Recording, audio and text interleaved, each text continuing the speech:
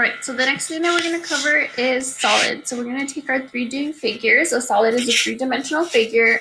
There are different types of solids. So they're all considered polyhedrons, which are solids whose sides are polygons, triangles, rectangles, pentagons, etc. The following are special types of polyhedrons. So you have two special types. You have prisms. And the way that we're able to tell if they're prisms is if you have two congruent parallel bases. So for example, this is a top, this is a bottom. Those are your two bases and they're parallel to each other. That's considered a prism. And it can be any polygon. It could be a square, it could be a rhombus, it could be a pentagon. So those are your different options. So then you also have your pyramid. So a pyramid is a polyhedron that has one base. So it's going to only have one base, and then they're all going to meet up at this point. Okay. Pyramids and prisms are named by their shape of their base. Okay, so we have to identify the base first, and then from there we'll be able to name it. So if we look at this first example, on here we have a base here. It looks like a rectangle, and it has two. Okay, so it has two parallel bases, so that means that it is going to be a prism. And then the base is a rectangle, so this is going to be called a rectangular. I don't know if I'm going to fit it.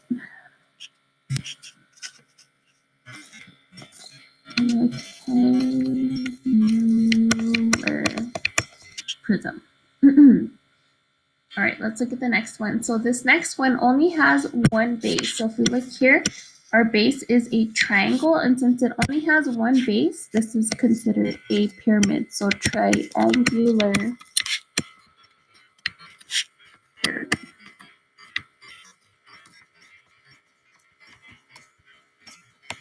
Okay, let's look at the next one.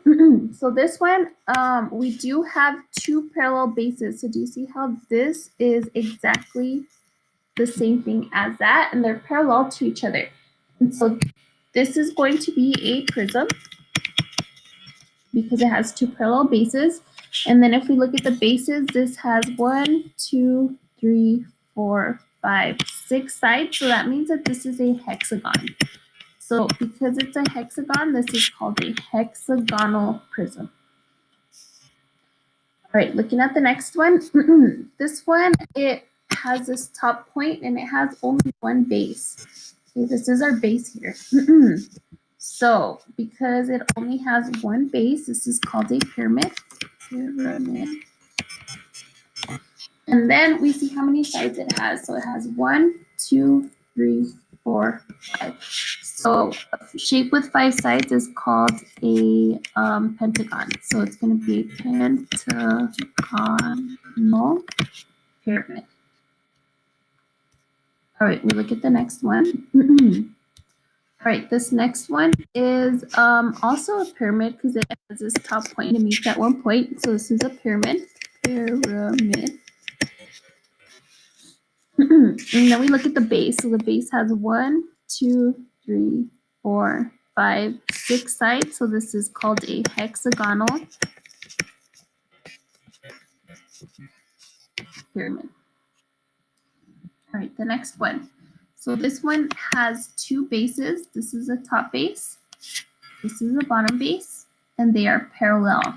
So that means that this is considered a prism. And then since this shape has 5 sides, it's going to be a pentagonal prism. All right, looking at the next one, this one is going to be a pyramid.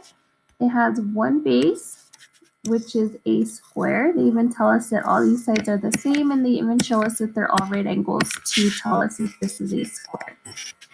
And then it does not have two parallel bases. You can see how they meet up at this point, which makes it a pyramid. And the last one. So many people get this confused because they see a triangle and right away we want to say pyramid. But we have two triangles that are parallel to each other. So this is not a pyramid, this is a prism. And so with our prism, since the bases are triangles, these are the bases because they're the two bases that are parallel. This is going to be a triangular prism. Okay. Now for the next section. So on the next section, we have regular polyhedrons or polyhedrons that have all faces congruent. These figures are also called Platonic solids. So a tetrahedron is when we take four triangles and we put them together and we fold them up and it looks like a little pyramid. Okay.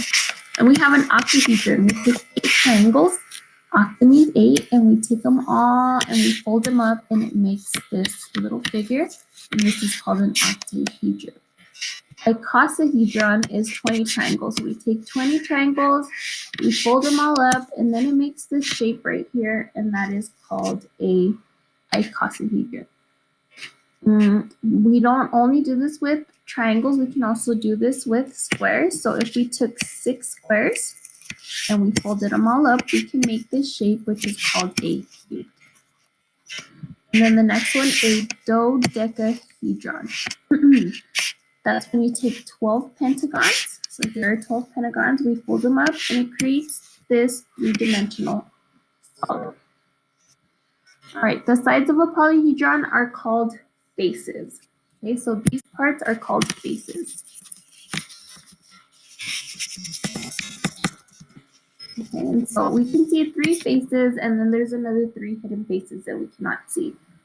Then we have our vertex. So our vertex are where our edges meet. Okay, so our edges meet to make these vertex. Plural, they are called vertices. Okay, and then there's one here in the back that we can't see. All right, and then next, where your when you connect 2 vertices, this is called edges. So we have all these edges here, so we can see. And then I believe there's some in the back that we can't see. I'm gonna go ahead and draw. And so these are the ones that we can't see, but those are considered the edges. Now we have a formula, and it's called Euler's formula. And so if you take the number of faces that our figure has plus the vertices and you subtract the edges, it will always give you 2. So this is a good way to check to make sure that you counted the vertices, the faces, and the edges correctly. And so let's see. Here, a rectangular prism and a square pyramid. We're going to go ahead and count the faces for those ones. So I'm going to draw the rectangular prism real quick. You take your 2 bases.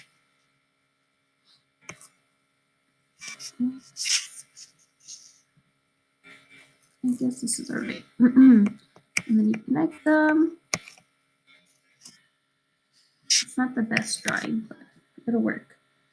And so here we have number of faces. So we're going to have a total of, if we counted all the faces, it would be 6 all the way around. The number of vertices is all these points. So 1, 2, 3, 4, 5, 6, 7, and 8. And then the number of edges. So we counted the edges. It would be 1, 2, 3, 4, 5, 6, 7, 8, 9, 10, 11, 12. So number of edges is 12. So using Euler's formula to check, we take the faces, which is 6. We add it to the vertices, which is 8.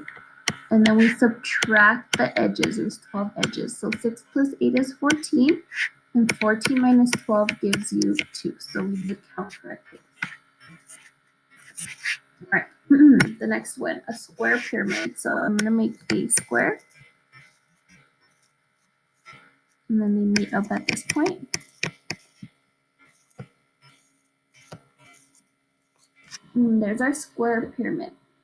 Okay, our square pyramid has a total of 5 faces. It has a total of 1, 2, 3, 4, and the top one right here is 5 vertices. And then now we're going to count the edges. So the edges are 1, 2, 3, 4, 5, 6, 7, and 8. So it has 8 edges. So 5 plus 5 is 10. Minus 8 gives us 2. So that means that we did count the faces, the edges, and the vertices correctly.